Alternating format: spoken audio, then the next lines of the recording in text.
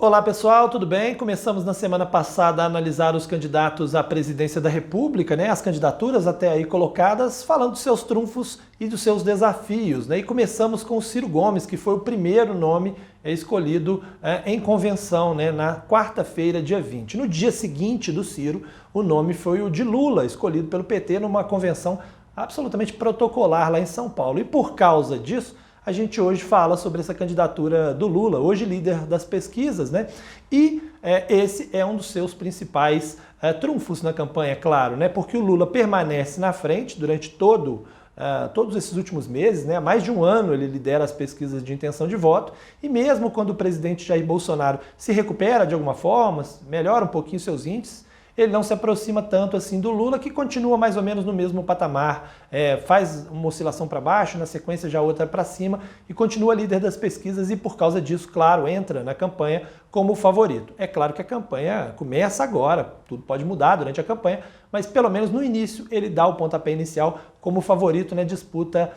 eleitoral. E também destaco como um trunfo da candidatura do Lula o fato de que ele tem um recall de quem foi presidente duas vezes e que saiu com uma boa avaliação. Ele termina o segundo mandato com 87% de avaliação, ou seja, ele tem um eleitorado que se lembra de um governo de forma positiva em algum momento, ainda que logo depois que saiu o Lula, a entrada da Dilma principalmente, que foi apoiada pelo Lula, fez com que várias conquistas do governo naquele momento fossem perdidas depois, então ele tem, claro, que lidar com isso também, mas o fato é que ele tem um recall positivo de alguém que já foi presidente, que não é nenhuma aventura, e isso sem dúvida nenhuma, de alguém que foi um dos grandes líderes da história do Brasil durante grande parte deste século e que sempre disputou eleições de forma competitiva, desde a redemocratização do Brasil. Isso, claro, que é um ponto positivo para a candidatura do Lula. E destaco também, como terceiro ponto aí,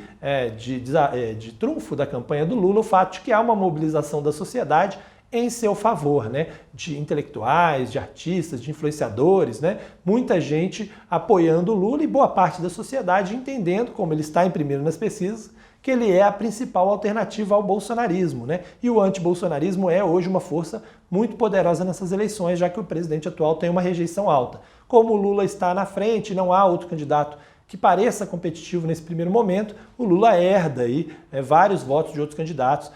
e por isso, isso ajuda a engrossar sua campanha,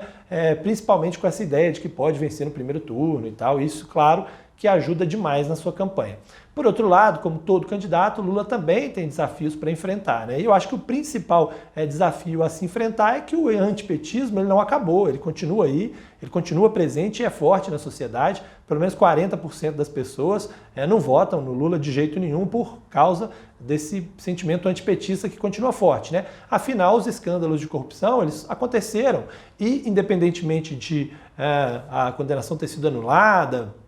o Lula ter saído da cadeia, ter voltado a ser elegível, o fato é que toda a discussão que se deu em cima dos escândalos continua existindo, as delações,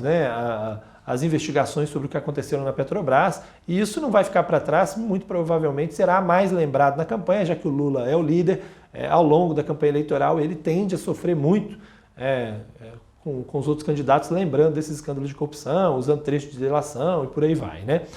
Além disso, ele tem escorregado mais do que normalmente. Nesta eleição, em várias declarações, ele exagera, passa do ponto, faz uma declaração muito à esquerda e que desagrada o eleitorado de centro. Ele tem uma dificuldade muito grande, às vezes, de gerenciar essas duas coisas nessa eleição, mais do que tinha nas outras, quando ele fazia um discurso mais ao centro. Por exemplo, a fala sobre o aborto,